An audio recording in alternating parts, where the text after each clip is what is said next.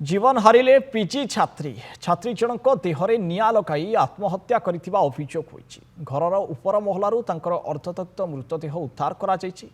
पारलाखेमुंडी सहर खंजासाही नुआ बस्तीरू एभली दुखद घटना सामना को आसीछि। सूचना अनुसार खंजासाही नुआ बस्तीर बासिंदा विष्णुचरण सामलक उपर महला घर धुआं बाहरी सेतबले विष्णुचरण एवं तांकर पत्नी कामरे बाहर को जाइतिले।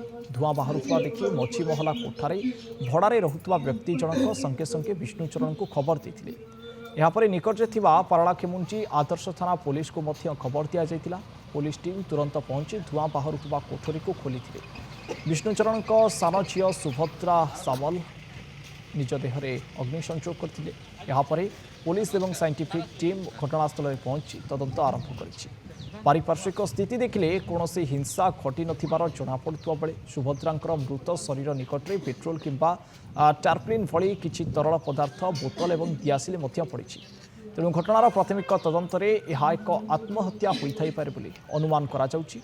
खबर पाई घटनास्थल में पुलिस एवं साइंटिफिक टीम पहुंची तदंत आरंभ करिसेंति।